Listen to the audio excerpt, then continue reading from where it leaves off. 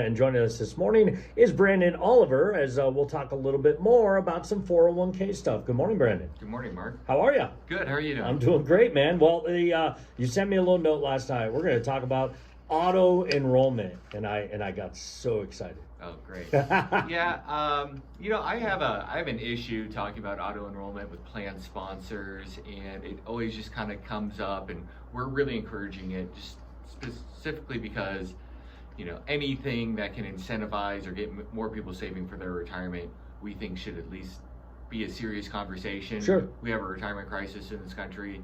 Less than 1/3 of people have enough to retire on, and we're seeing a lot of better success with auto enrollment. And when it comes to me being in front of the plan sponsor and actually trying to articulate this, I feel like I fold a lot. So what better way than get on the radio and see if I can do any better? Well, and so, auto enrollment is as simple as it sounds. You're a participant, and in your company's 401k plan, you are automatically enrolled to start making contributions.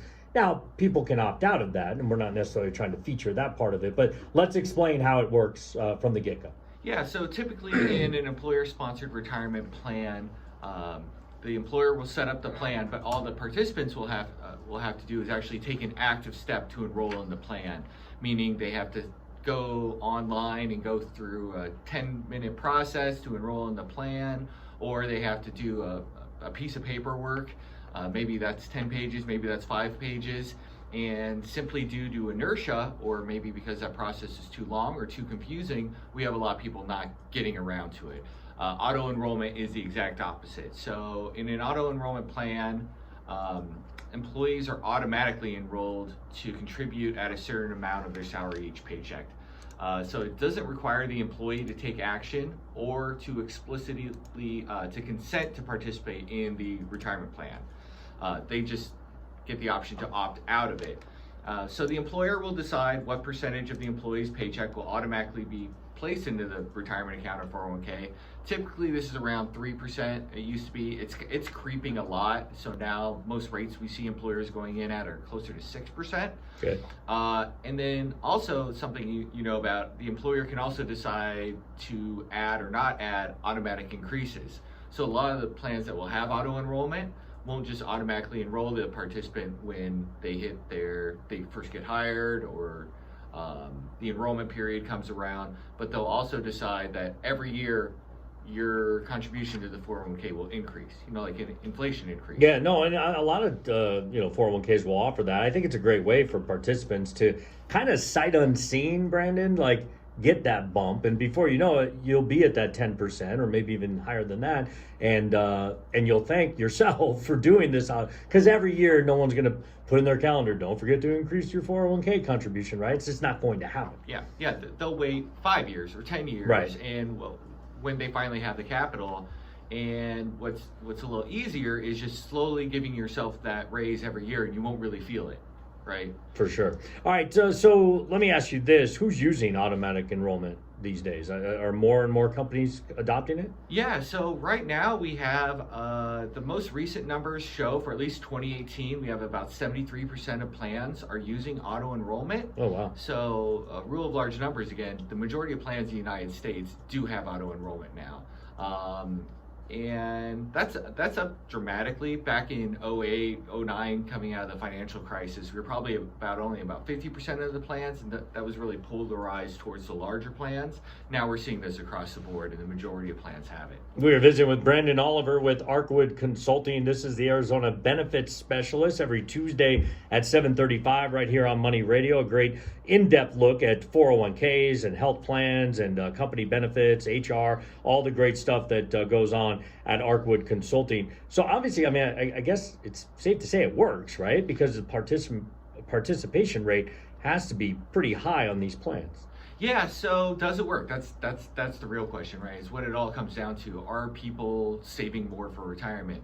So we are seeing average participation rates. I have a couple studies in front of me, but average participation rates are between 88% and 92% for a plan with auto enrollment, versus nationally, I've looked at different studies, and we're hovering between only 50% and maybe 30% of participants, and that's usually based upon match, no match, are participating in their in the typical 401k plan, which would be, voluntary enrollment is how I'd classify that. All right, so it works. So what's the, not the negative, but why don't more employers employ that strategy? That's the real question. Maybe it's just, the workforce itself, maybe? Like they don't want to force that upon them, even though it's probably in their best interest to do so? Well, so I have figures on that as well. See, I have figures on everything, right? I just don't know how to convey a message without numbers, and maybe that's my problem. But so what types of employee populations or what type of employers are right? And that's the common question that comes up from my sponsors, like, oh, well, our company's different, our employees are different, and then they'll give some reasoning behind, like, oh, well, people here don't make the same kind of wages they do at another company, or we don't have a match, or everyone here is really young, everyone here is really old. And that doesn't really hold up when you look at the figures. Like, studies show that automatic enrollment raises plan participation rates for like all different demographic groups. Actually, most dramatically among young and low income workers, which you would think would be the other way. These are people under 25 or making less than $30,000 a year who you think, they can't afford to do it right now. They're eating paycheck to paycheck. But we're seeing a lot of those people actually stay in the plan, with 88% in the 30,000 or less range, 90% for people 25 or younger. And what's great, even though their incomes might not be so good, the younger you can start saving, right? There's a whole rule about that. If you throw it on paper and break down the numbers, even with just, not even that great of gains, 5-6% over the lifetime of the investment. I mean, it's massive amounts of money that can be put away without you even really paying attention. Yeah, and even a couple $100, because these young people or these low income people, a little bit's going to help a long ways once they get to retirement, especially when we're talking about the power of compound interest. You also asked if it worked. I talked about enrollment rates in the 90% versus only about half of plans that have voluntary enrollment. Average deferral rates are obviously going to be up too, right? If you have twice the number of people who are participating in the plan. So a plan with auto enrollment has average deferral rates of 5%, while a plan that's a voluntary enrollment is half that at 3 or less. Right. And then if we have auto increase, right, that's going to go up, and we're going to be in the 6s and 7%. And it makes the entire plan just a little healthier too, right? As employers, a lot of times like to look at the whole picture, like, oh, our 401k has X amount in it, and everyone's contributing. It just kind of makes it a healthier plan. Well, yeah, there's two reasons to do auto enrollment, or there's probably more, but I'm thinking of two right now. One is you're altruistic, right? Employers care about their employees. We know that, right? They set up health plans for them, which are costing more and more every single year. We're part of that. We understand that. They're trying to give them a good wage so they can take care of themselves, take care of their families, put their kids through school, etc. And then, they maybe provide disability insurance, life insurance, so God forbid something happens to somebody, their families are taken care of, but God forbid somebody retires. Right, yeah. And so we just need people thinking about, you're doing what's best for them. People want to save for retirement, just like people want to go to the gym. Other things come up, they don't get around to it, they lose that enrollment form you gave them. It's too hard to fill out. Let's make this process easier. Let's get more people saving. All right, we're visiting with Brandon Oliver. If you're just tuning in, this is our weekly segment called the Arizona Benefits Specialist. We sit down with Arcwood Consulting every Tuesday at 7:35 and really break down some of the benefits that are going on. If someone's listening, they've got a plan, they're an employer, and they're like, oh, we don't have auto enroll. If they call you, how easy is it to kind of change things up? So auto enrollment is going to help from a plan level the employer out a lot, right? So if you're having testing failures, meaning you don't have enough participation or your non-highly comped individuals aren't saving enough, so you and your other employees are having to give contributions back, auto enroll can do that without you having to go so far as doing a match, right? Let's say you can't afford that right now.